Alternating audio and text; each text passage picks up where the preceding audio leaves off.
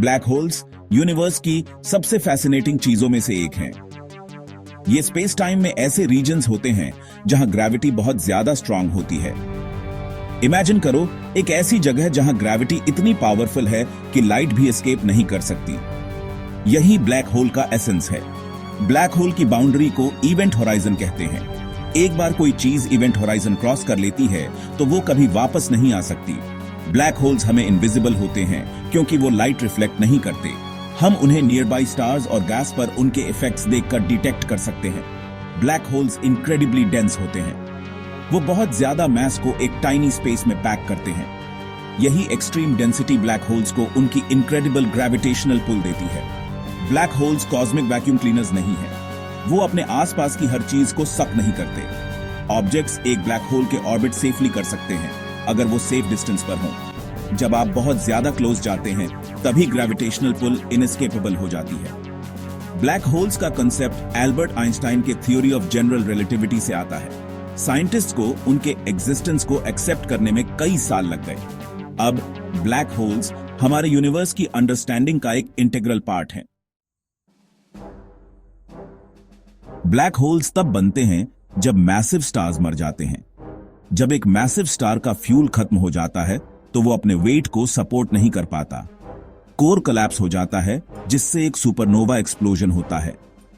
अगर कोर काफी मैसिव है तो कोलैप्स तब तक कंटिन्यू करता है जब तक एक ब्लैक होल नहीं बन जाता।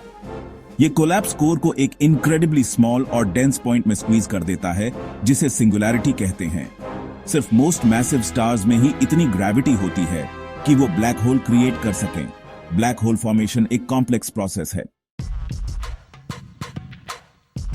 ब्लैक होल्स डिफरेंट साइजेस में आते हैं। स्टेलर ब्लैक होल्स सबसे कॉमन टाइप हैं।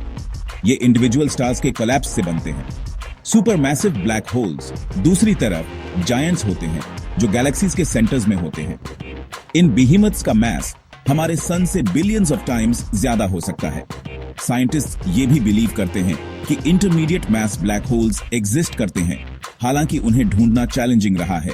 ये ब्लैक होल्स स्टेलर और सुपर मैसिव ब्लैक होल्स के बीच का गैप ब्रिज करेंगे। कुछ थ्योरीज सजेस्ट करती हैं कि बिग बैंग के दौरान मिनिएचर ब्लैक होल्स बने होंगे।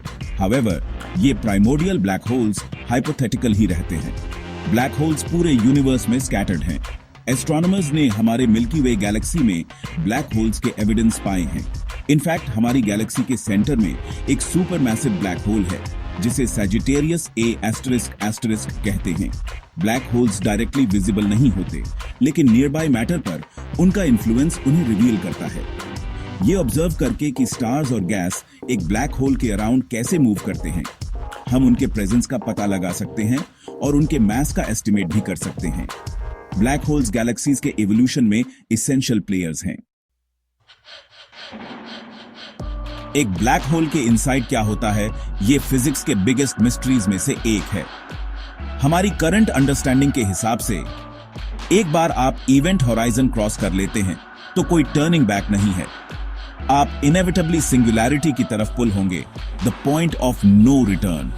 सिंगुलैरिटी पर फिजिक्स के सभी नोन लॉज ब्रेक डाउन हो जाते हैं।